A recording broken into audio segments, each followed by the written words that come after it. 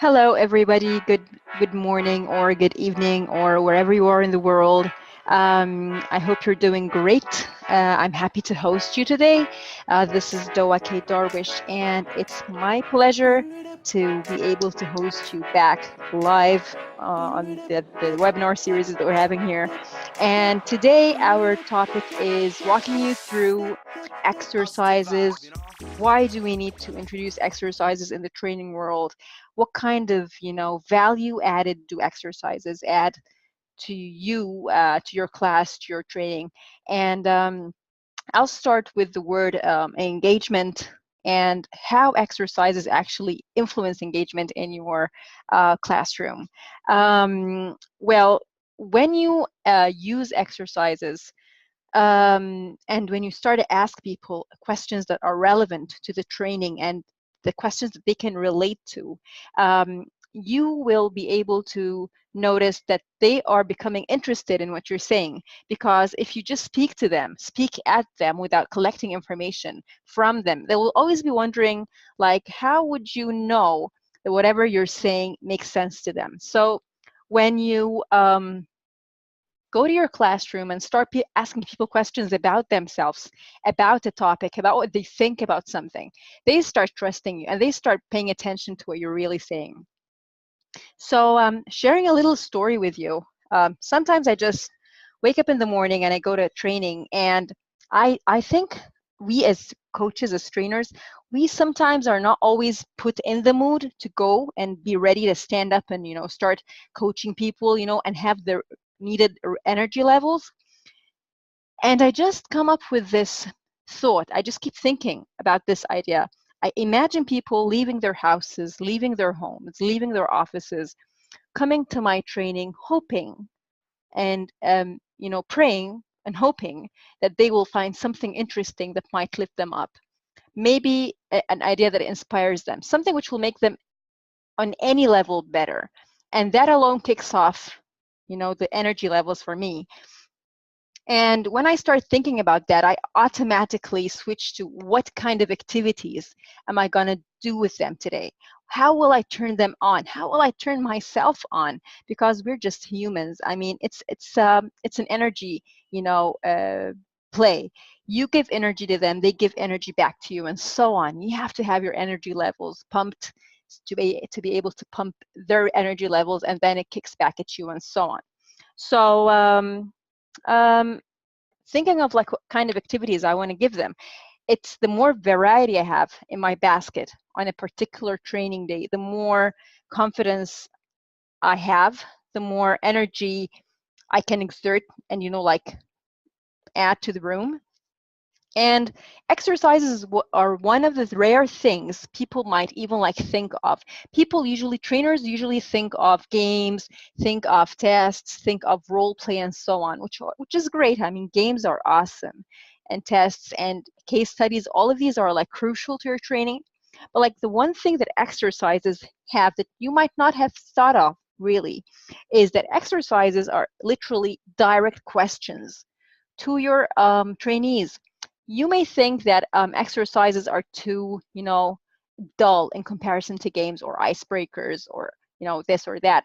But the one thing that exercises have that you may not have thought about is that exercises are actually direct questions to your trainees. And coming to this point, like in neuroscience, what does a question do to the brain of a person? How do questions influence the brain of your trainees? They literally hijack their brains, because you see, that's the way our brains work. That's the way science has proved our brains work. They cannot really multitask. They can just focus on one thing at a time. And when you throw a question at somebody, you automatically grab their attention to whatever you're asking them. So it's a very powerful engagement tool. It triggers a mental reflex known as instinctive elaboration. And this reflex makes the trainees automatically focus on whatever is needed to answer or think about the question that you're asking them. So it's a way that cuts off other distractions to grab them into whatever you're trying to teach them. You see what I'm saying? So, for example, if I ask you right now, what's the color of your house? See, I mean, what did that do to your mind? You automatically just went there with your mind, tried to imagine, like, what is the color of my edge? I mean, your focus has totally shifted for a few seconds to the question, to trying to answer or think about the question. So that's the power of questions. And one very interesting research I've read about questions is that when you ask people, using questions, when you ask people about their future or future decisions, that alone can significantly influence these decisions, because they have never had the chance to think about things by themselves, because they're so distracted by so many things all throughout their days. So using exercises which asks people about things, asks them about what they do, how they do it, asks them about their future, asks them about how they lead people, how they trust people, how they deal with people, will help them think about things they have never had the chance to think about before. And in that sense, help them take action or not to take action in a way that serves their best interest, of course. So that's the thing. That's the power of questions. That's why exercises are very much recommended to be introduced in your training sessions. They are nothing to,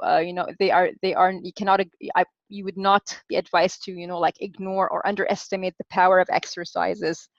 They are part of the basket that you want to introduce to people.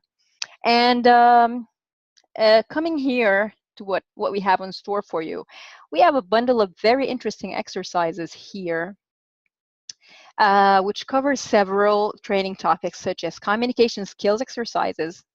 We've got like around, I don't know, 3, 4, 5, 6, maybe like 10. We've got leadership and team building exercises, just one here. Train the trainer exercises, NLP and memory, just one exercise here. Anger management and relaxation exercises, time management exercises, marketing and branding exercise, we're just one here too. Decision making and problem solving, project management exercises, team building exercise, and influence and persuasion. I promise you we're going to add more to these, because the value that these kind of exercises introduce to your training is huge. For now, let's just enjoy what we have on board here. And these are the exercises that we have here, serving these topics and these, training topics. I just want to jump on a couple of exercises to show you what these look like from inside. So this is one exercise. I think this is a communication exercise. It's called Snippet. The exercise takes 20 minutes. By the way, these exercises serve a group anywhere from maybe 6, 7 people to 22 people. The best size would be 12 to 16 people. Yep. Yeah, I would say so. So, for example, this exercise, the objective of the exercise, it has, first of all, it mentions the objective, which says, this exercise will develop your participant skills to simplify written language and to use clear and concise terms. This will decrease conflict and increase the power of influence on others. So basically, you can use it as a communication exercise, influencing others exercise, conflict management exercise, you choose. So in demonstration, you go and ask your participants to work in pairs. You hand out the printout on page 3. Let's have a look at that. Page 3 says, yeah, okay, that's the printout on page 3. We're just going to go to it right now. It's a printout which says complex statement and then the rewarding. You want to ask them to reward the complex statement. So you ask people to work in pairs. You hand out the printout on that I just showed you, and then you ask them to replace the long printed statements with 1 or 2 direct and simple words for each to convey the same meaning. You basically want to teach people to avoid using complex sentences, because this alone is a communication barrier. It does not make smooth relationships. It does not make messages reach easily to the receivers of your messages. That's an important communication skill, a very important one. So whenever you want to just turn somebody off, you just give them a complex sentence that they will not understand. That's basic. That's it.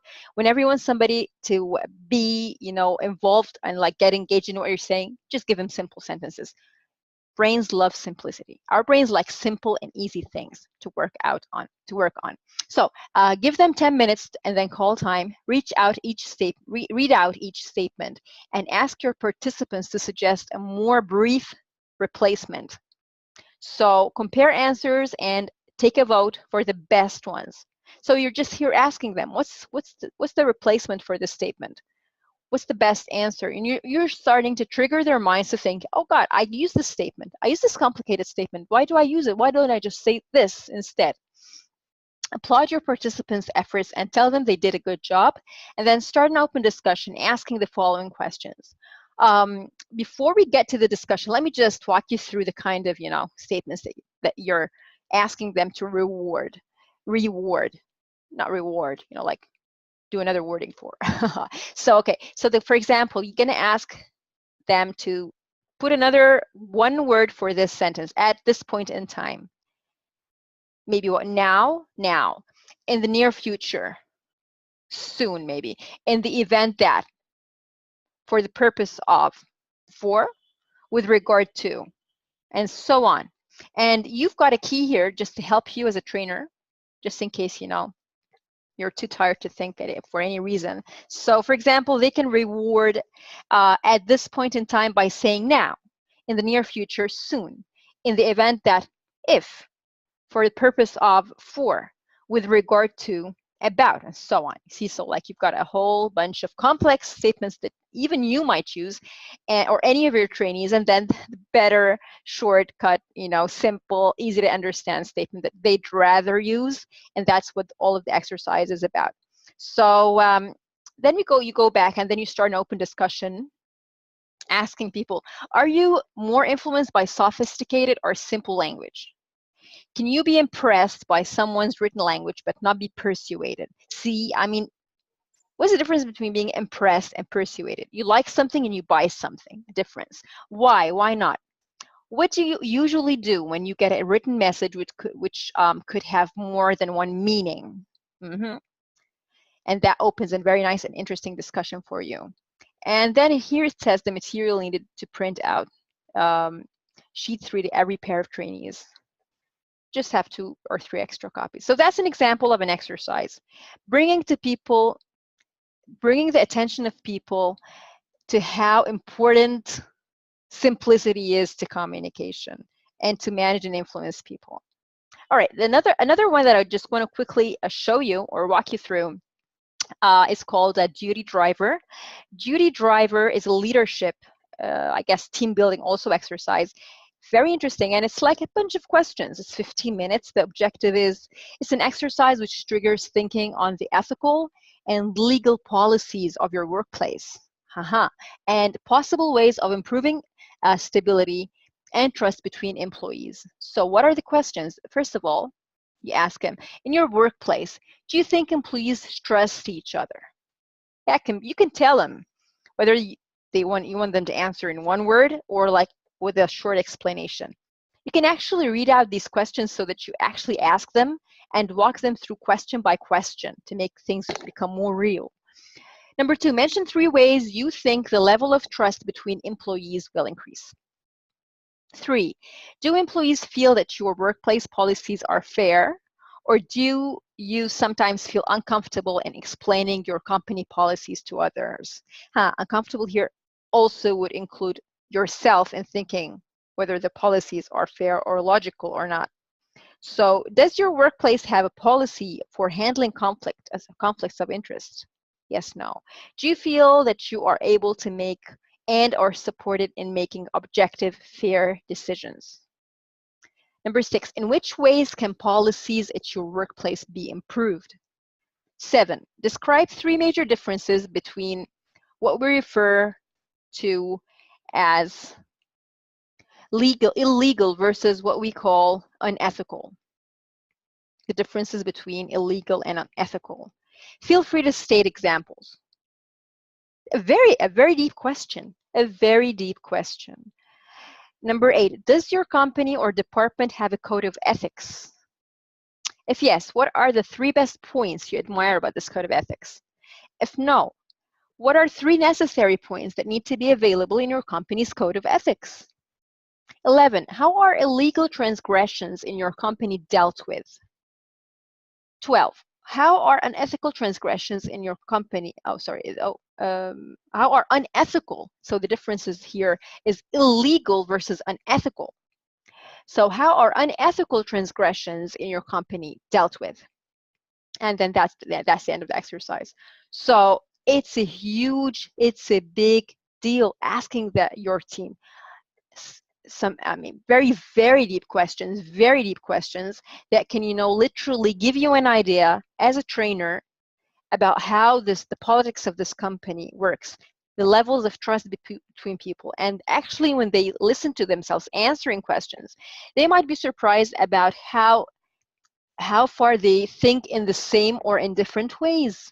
And you can actually use the answers of such an exercise as a survey to get back to your company with, to your client with, or you can use it for yourself to understand the politics of this corporation or this company. An enormous amount of information in just 2 pages. So basically that's the other exercise. These are just a couple of examples of exercises that we have on our store. I strongly invite you to come and hop on our page here. It's www.trainersbox.net/exercises.html.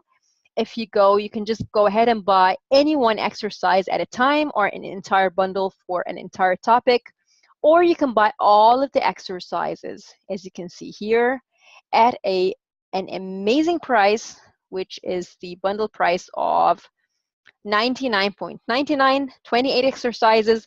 You actually save around 30%. It's the real price for this bundle is actually $140, but you buy them at $99.99. And it's a crazy price. I mean, the time you would take to develop these exercises by yourself or search for them would be somewhere between 180 and 200 hours. So you're basically paying something like around from $1 to $2 per hour. And if you really think about it, if your time is worth more than $1 to $2 per hour, just go and buy the exercises. Don't be wasting time and trying to develop and search for exercises yourself. Just kidding. Of course, your time is worth way more than $1 to $2 an hour. This is just to show you how much value is saved and time is saved and money is saved by going and buying this bundle right away. So go ahead, hop on our page, buy this bundle, and actually I will be giving a special offer for you today, which is like offering this bundle at $89 if you enter the coupon code, which is EXDBU10. So it's EXDBU10. Somebody's asking me about the code. Yeah, it's just there in the chat box.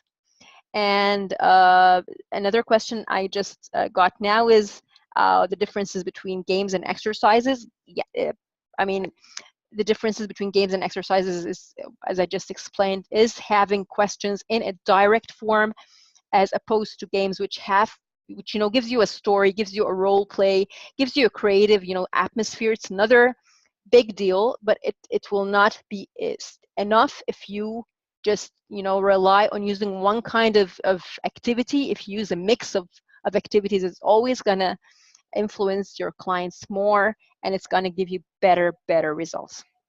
So see you on our website, see you in our next webinar, and have an awesome training, and speak to you soon.